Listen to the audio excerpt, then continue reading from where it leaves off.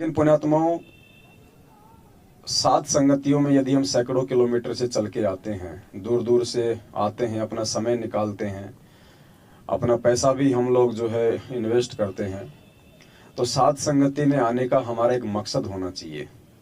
हम खाली एक रूटीन ना बनाएं इस चीज़ को कि हर 10 दिन में सात संगति है तो जाना ही है, हर 15 दिन में सात संगति है तो हमें जाना है, वहाँ महीने में सात संगति हमारे को जाना ही जाना है। ऐसे देखा देखी सात संगति में आने का, जाने का, गुरु जी को भोग लगाने का, बैठ के भंडारा करने का कोई फायदा नहीं होगा।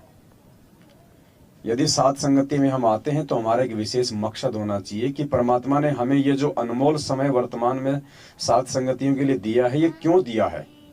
ये समय परमात्मा ने हमें अपने आप को संवारने के लिए दिया है। और यदि हर सात संगति से हम यदि कुछ सीख के नहीं जाते हैं तो धिक्कार है हमारा उस सात संगति में आना। भंडारा तो हम सब अपने घर पे करते हैं, और यहाँ जो बनता है सादा भोजन उससे भी अच्छा बना के खा लो, कोई दिक्कत नहीं है। सात संगत आप अपने घर पे भी कर सकते हो, अगर दो भगत भी अगर उपदेशी हैं, अगर कोई अनुपदेशी भी है उसके साथ भी यदि हम परमात्मा की चर्चा करें वो भी सात संगति है। लेकिन यहाँ सैकड़ों भाई बहनों का एक जगह इकट्ठा होने का, गुरु जी को भोग लगाने का और पूरी रात ये माइक हाथ में लेके चिल्लाने का फिर मकसद क्या है? हमने उस चीज को समझना है।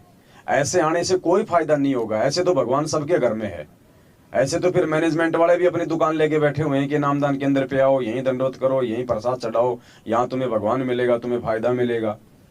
और ऐसे यदि हम सात संगतियों में देखा देखी हम जुड़ते चले गए, ज्ञान को आधार हमने बनाया नहीं, मकसद को हमने समझा नहीं, अपने इस जीवन में हमने कोई परिवर्तन किया नहीं, जो परमात्मा चाहते हैं हमें परिवर्तित करना, हमारे अंदर परमात्मा जो बदलाव देखना चाहते हैं, हमारे आचार विचार व्यवहार बोल चाल उठना बैठना चलना, अगर इन चीजों में कोई बदलाव नहीं आया तो फिर फायदा क्या है सात संगतियों में आने का? तो हमने कुछ सीखना है एक दूसरे भगत भाई बहनों से। हमारी जो गलत आदतें हैं, चाहे वो बोलचाल में हो, चाहे वो दृष्टि में हो, तो हमने उनको दूर करना है, हमने उनको सुधारना है, और दूसरे भगत भाई से हमने जो है हमने कोई शिक्षा लेनी है। तब तो हमारा सात संगतियों में आने का फायदा है, वरना कोई मतलब नहीं निकलेगा। दूसरी चीज, देखा देखी में मत चलो बिल्कुल भी। ये समय बहुत ज्यादा इंपॉर्टेंट है। बहन जी इसको थोड़ा चुप करो, इसको ये माइक दो, इधर दो माइक।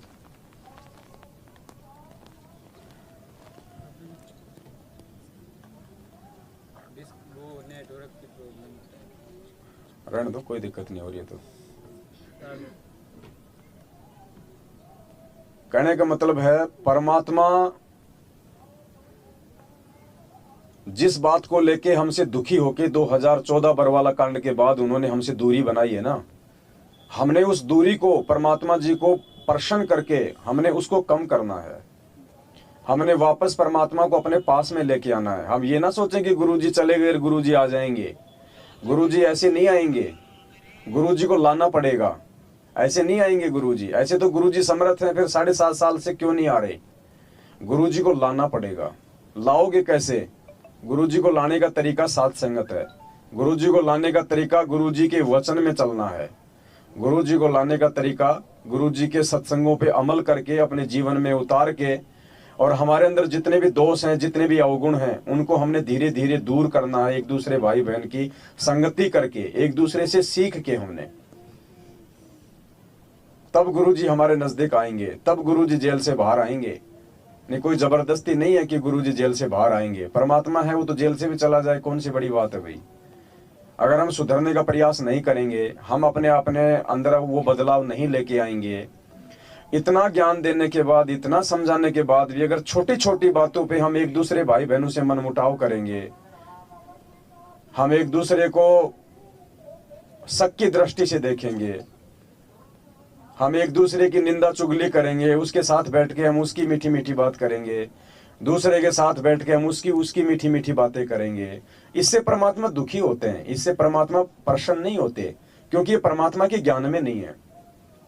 और परमात्मा के ज्ञान के विपरीत यदि हम चलेंगे, इस भक्ति मार्ग में आने के बाद भी, और विशेषकर साध संगत से जुड़ने के बाद भी, यदि हम भगत आपस में गुटबाजी करेंगे, हम अपने अलग अलग संगठन बनाएंगे, इससे परमात्मा दुखी होते हैं।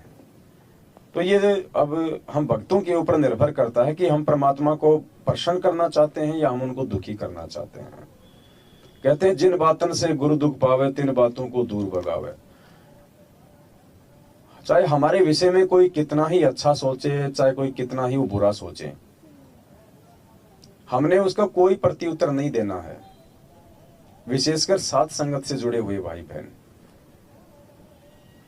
तभी उस आत्मा के ऊपर असर पड़ेगा एक दिन, और तभी हमारे अंदर वो परिवर्तन होगा। जब हम उस जहर को पिएंगे, वो जहर है, हम उस बात को अपने मन में नहीं रख पा रहे हैं, उस बात को हम अपने दिल में नहीं रख पा रहे हैं, और दूसरे व्यक्ति के सामने जाते तुरंत मीठी मीठी चुगली शुरू कर देते हैं, मीठी मीठी निंदा शुरू कर देते हैं, तो पुण्यात्मा हम वो जहर खा रहे हैं, जहर। और सोचो जब किसी बाप का बेटा जहर खाएगा तो बाप दुखी होगा या फिर बाप प्रसन्न होगा। बाकी ऐसे साथ संगत में आके गुरु जी को भोग लगा कि हलवा खाने से ऐसे पाप नहीं कटेंगे। पाप काटने का रास्ता कुछ और है, जो हमने अपने अंदर परिवर्तन करना पड़ेगा।